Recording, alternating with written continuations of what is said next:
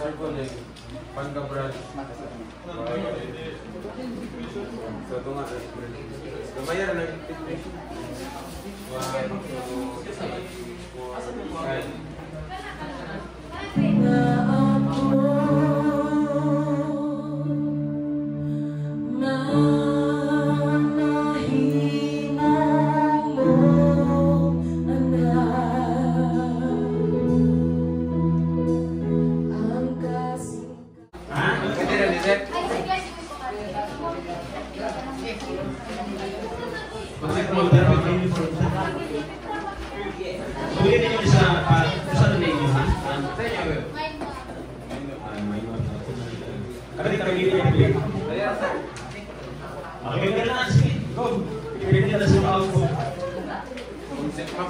So utilize your time now. There are 10 minutes. You are going to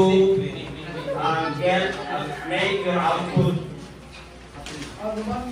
You are going to design your output within 10 minutes, and after that, you are going to report. So ang unang pagkabasa, sa hindi pa mabot ng 10 minutes, pwede additional na of 5 points.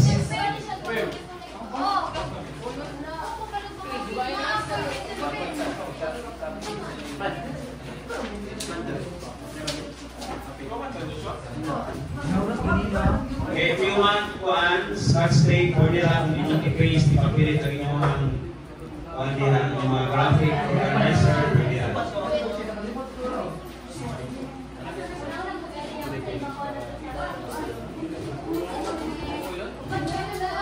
Inyong mga i-collect kung inyong function lang, i-collect ang function.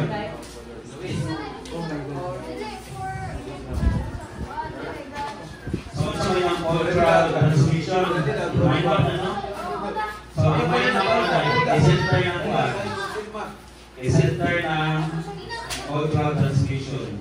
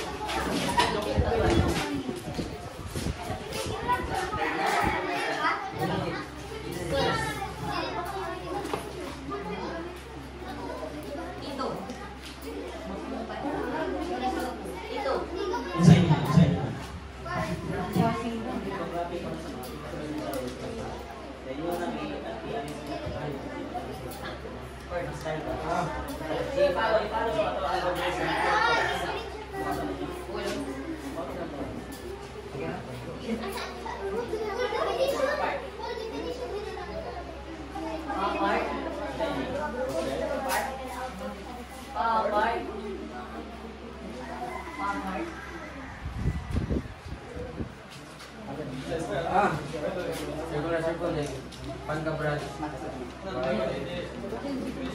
So ito nga. Lumayan na integration. 1, 2, 3, 4, 5.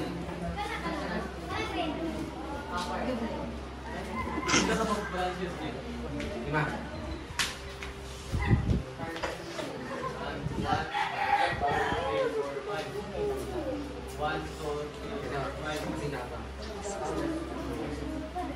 Okay, 8 minutes left. Good. Okay, ito 1 hour.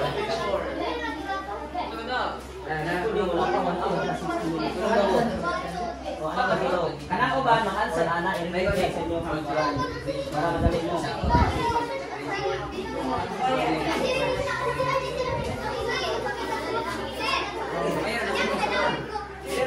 na po na siya. I-relate sa inyong answer niya, katong inyong function. Your reflection on your experiences on the broader implications of education. Write it In one whole sheet of paper, i-attach sa inyong output. You write it in one whole sheet of paper, attach in your output.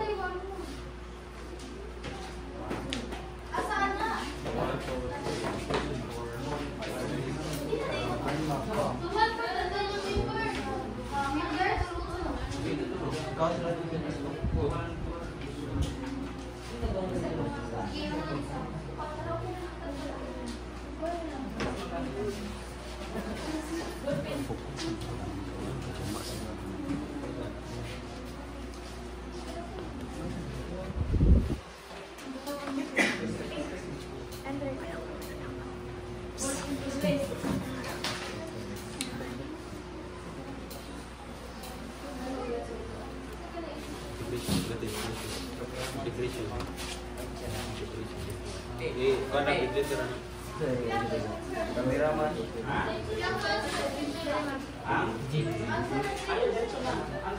Ay, siyempre. Answer tagla may iba.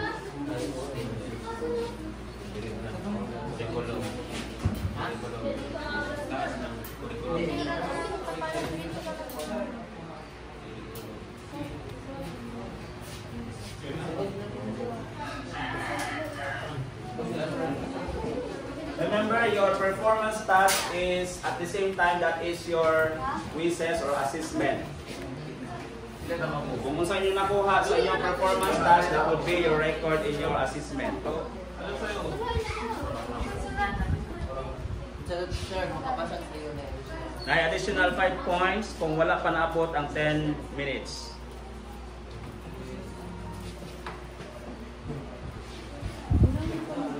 Ang bagay.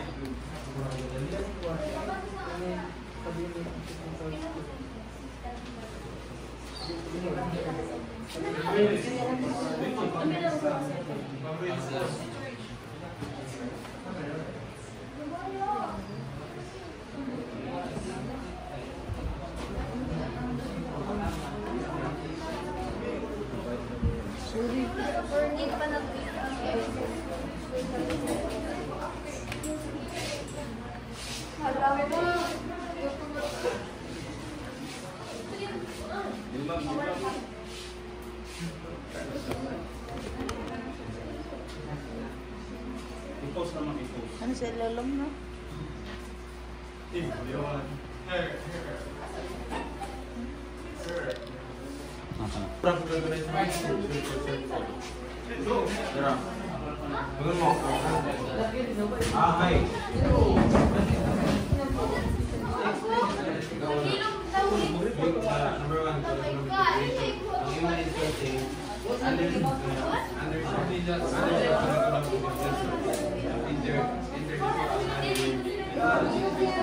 Get ready of your presentation. Ang mabasa ani, ang mabasa ani, meaning mabasa.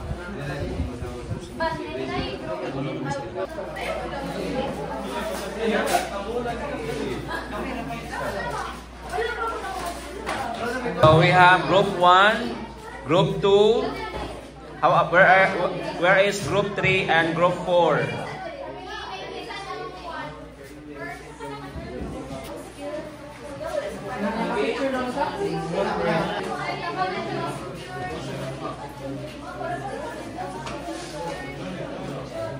Let's give our hands to group number 1 for their presentation. Let's give them a big round of applause.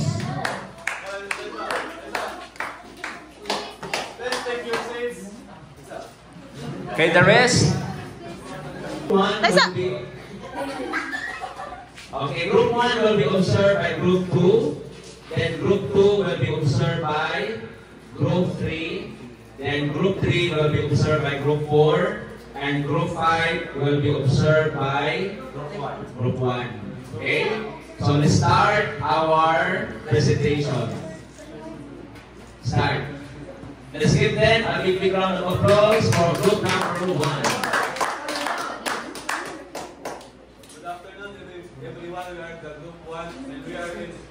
here in front of you to discuss the 6 branches of integration. And before that, we would like to introduce ourselves. My name is Bill Tuban. My name is Sergeant Francis. We are the group 1.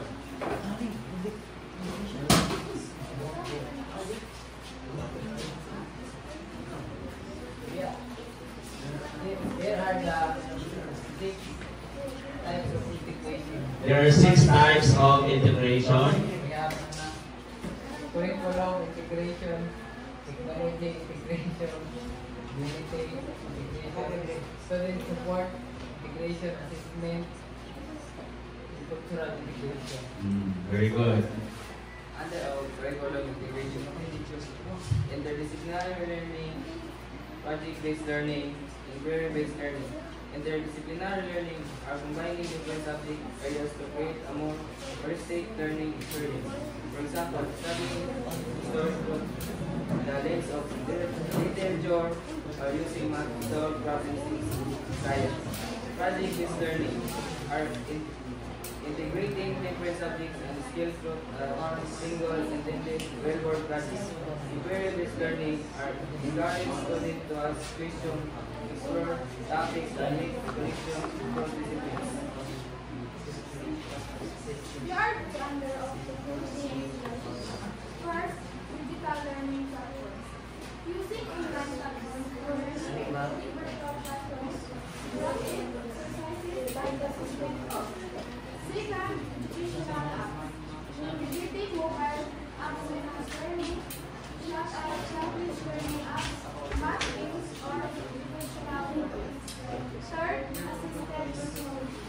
Using tools to support studies with disabilities, such as screen readers, text-to-speech, software, and community integration. First, cultivating environment learning. Service learning, field trip, and excursion. Okay. Number 4, student support integration. There are 3 under student support integration. Number 1, special education services, counseling, and guidance, rather than digital. Okay, that's great. Number 5 is assessment integration. There are 3 types of assessment integration. Formative assessment, summative assessment, and performance-based assessment. Okay, that's good. The last one is cultural integration. Cultural integration is integrating diverse perspectives, cultures, and languages into the curriculum. Okay. Thank you so much, group number 1. Okay, the packing will be done after all. Okay, let's proceed to group number 2. Let's give them a big round of applause for their presentation.